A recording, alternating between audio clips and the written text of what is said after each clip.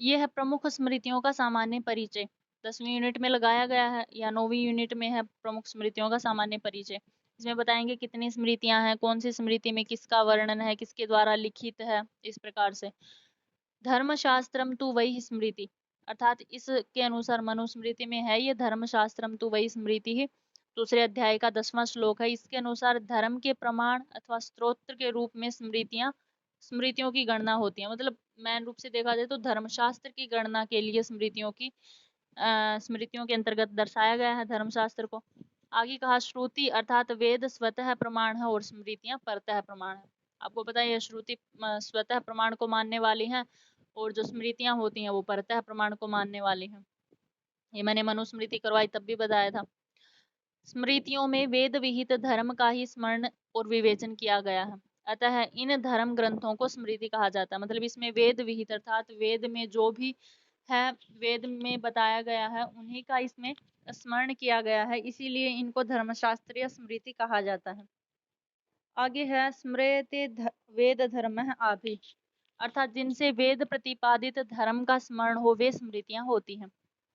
विष्णु स्मृति और गौतम स्मृति को छोड़ करके सभी स्मृतियां पद्यात्मक है। तो इसका क्या है कि विष्णु स्मृति और जो गौतम स्मृति हैं वो दोनों की दोनों स्मृतियां गद्यात्मक है। बाकी सारे की सारी जितनी भी स्मृतियां लिखी गई हैं वो पद्यात्मक है। आगे है याज्ञवल्क्य स्मृति के अनुसार स्मृतियों की संख्या 20 है।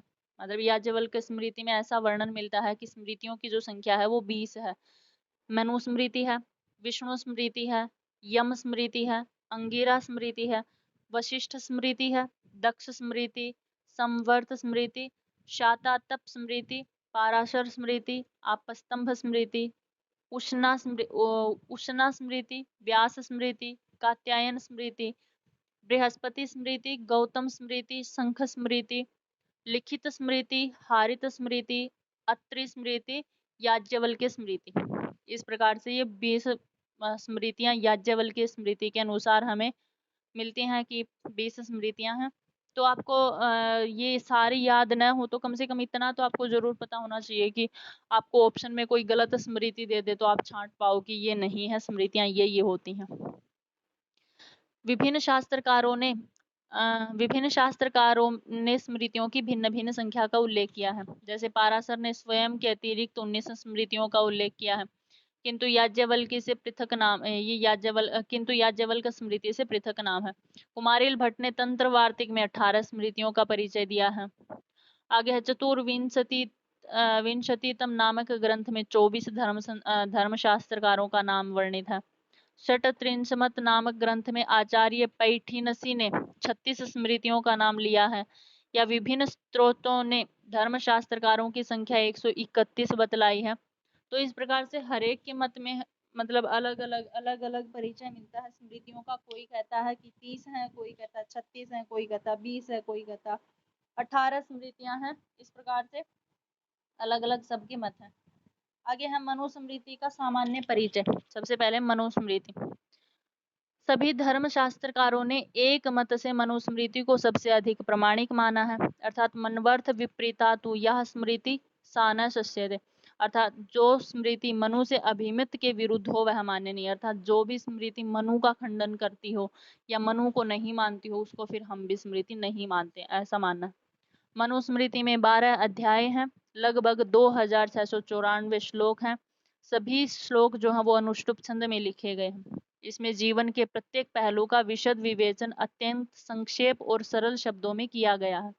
इसी कारण इसे सबसे अधिक महत्व दिया गया है, अर्थात मनुस्मृति को सबसे अधिक महत्व मिलता है। कृष्ण यजुर्वेदीय तैत्तिरीय संहिता में कहा गया है कि मनु ने जो कुछ भी कहा है वह औषध तुल्य अर्थात औषधि के तुल्य है। ऐसा आता है यदि किंच मनुर अवदत तद भेषजम, अर्थात जो मनु के द्वारा बोला गया है वो सब कुछ भेषज अर्थात औषधि रूप है। यास्क प्रणीत निरुक्त में भी स्मृतिकार के रूप में मनु को सादर स्मरण किया गया है। मनुस्मृति की टीकाएं हैं। मेधाकृत मनुभाष्य है, मेधातिथिकृत मनुभाष्य है, गोविंद राजकृत मनवास्य अनुसारिणी है, कुल्लुक भट्ट की मनवर्थ मुक्तावली है, नारायण और सर्वज्ञ नारायण भी जिसको बोलते हैं इनकी है मनवर्थ विवृत्ति, राघवानंद सरस्वती ने लिखी है मनवर्थ चंद्रिका, नंद आचार्य ने नंदिनी टीका लिखी है, रामचंद्र ने कृत व्याख्या, रामचंद्र के द्वारा भी इसकी व्याख्या मिलती है। भोजदेव ने जो टीका लिखी है वो असंदिग्ध है, और भागुरी ने जो लिखी है वो भी असंदिग्ध है। एक है भारूची, भारूची ने लिखी है मनुशास्त्र विवरण। तो ये मैंने उस दिन मनुस्मृति पढ़ाई थी, तब भी ये सारी टीकाएं आपको बताई थी, वहां नहीं याद क्यों तो यहाँ जरूर कर लेना। मनुस्मृति के द्वादश अध्यायों का मुख्य विषय है, पहले में है शास्त्र की प्रस्तावना, दूसरे में है धर्म का और संस्कार और ब्रह्मचारियों के धर्म का निरूपण है, तीसरा जो अध्याय उसमें गृहस्थ के धर्मों का निरूपण है, चौथे में गृहस्थ के धर्मों का निरूपण है, और पांचवें में भी गृहस्थ के धर्मों का ही निरूपण है, छठे में वानप्रस्थ धर्म और संन्यास धर्म का निरूपण है, सातवां तो हमारे लगा हुआ है तो राज्य धर्म का निरूपण है, आठवें में व्यवहार पदों अर्थात मुकदमों के दर्शनों का विधान है, और नवे में स्त्री पुरुष धर्म, दाई विभाग, वैश्य और शूद्रों इत्यादि के धर्म का निरूपण है, और 10वें में वर्ण व्यवस्था, वृत्ति व्यवस्था और धर्म विशेष है, 11वें में दान और प्रायश्चित की व्यवस्था है, और 12वें में है कर्मफल, जीव की गति और मोक्ष फल देने वाले कर्म। ये इन 12 के 12 का विषय है। आगे है याज्ञवल्क्य स्मृति। याज्ञवल्क्य स्मृति की रचना शुक्ल यजुर्वेद के दृष्टा जो याज्ञवल्क्य जी हैं उन्होंने ही की है, तथा याज्ञवल्क्य स्मृति की रचना शुक्ल यजुर्वेद के दृष्टा ऋषि याज्ञवल्क्य के द्वारा की गई है। यह स्मृति सभी स्मृतियों में सर्वाधिक सुव्यवस्थित और सरल है, मतलब सबसे सुव्यवस्थित और सबसे सरल यही है। आचार्य महीधर के अनुसार वाजसनेयी का पुत्र होने के कारण याज्ञवल्क्य को वाजसनेयी के नाम से भी जाना जाता है। ठीक है, आपको याद रखना, वाजसनेयी के नाम से भी इसे जाना जाता है। याज्ञवल्क्य स्मृति में बृहदारण्यक उपनिषद का उल्लेख किया गया है, अतः विद्वान महर्षि याज्ञवल्क्य को इसका रचयिता ही मानते हैं। पीवी काणे ने याज्ञवल्क्य स्मृति का जो समय है वो 100 ईसा पूर्व से 300 ईस्वी पूर्व के मध्य में माना है, 300 ईस्वी के मध्य में माना है। मिताक्षरा टीका के अनुसार इस स्मृति में 3 अध्याय और 1009 श्लोक हैं। आपसे कई बार पूछ लिया जाएगा कि याज्ञवल्क्य मिताक्षरा टीका किसके ऊपर प्रसिद्ध है, तो मिताक्षरा टीका याज्ञवल्क्य स्मृति के ऊपर है। ठीक है, उन्हीं के अनुसार 3 अध्याय हैं इसमें, एक प्रायश्चित अध्याय है, एक व्यवहाराध्याय है और एक आचाराध्याय है। इस प्रकार से 3 अध्याय हैं और 1009 श्लोक हैं। याज्ञवल्क्य स्मृति का स्वरूप इस प्रकार से है। प्रथम अध्याय आचाराध्याय है, सभी अध्यायों के अंतर्गत प्रकरण गिनाए गए हैं। तो पहला जो अध्याय है वो आचार अध्याय है, इसके अंतर्गत शायद 13 प्रकरण मिलते हैं।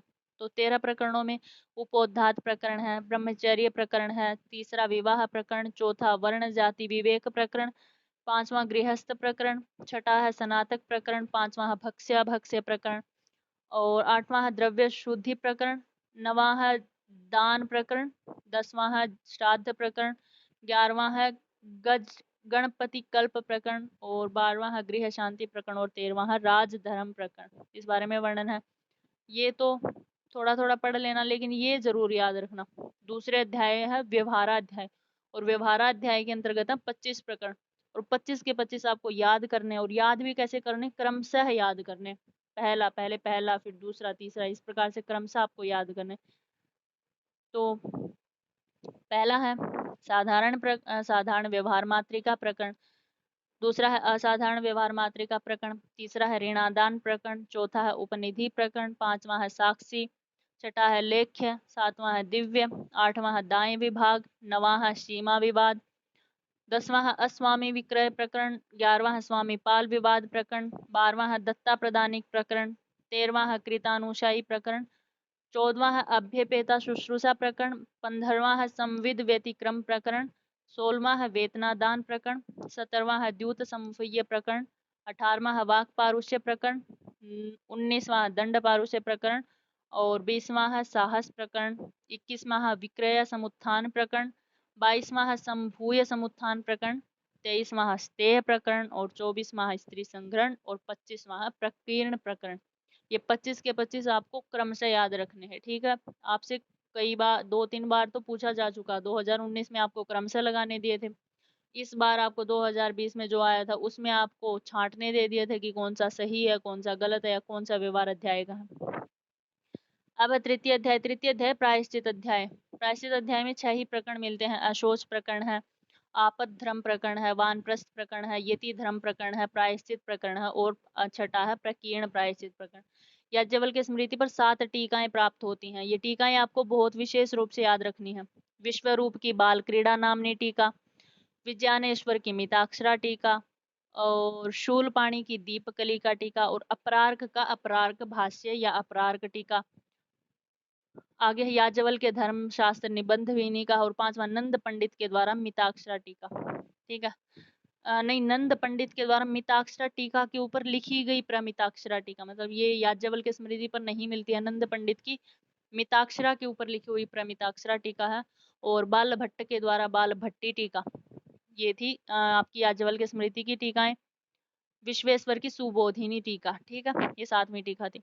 ज्ञातव्य है कि याज्ञवल्क्य के अतिरिक्त याज्ञवल्क्य नाम की 3 अन्य स्मृतियां भी प्राप्त होती हैं, मतलब ऐसा ज्ञातव्य, मतलब ऐसा जान पड़ता है कि याज्ञवल्क्य ने इनके अलावा एक वृद्ध याज्ञवल्क्य, एक योग याज्ञवल्क्य और एक बृहत याज्ञवल्क्य, ये 3 स्मृतियां और लिखी हैं।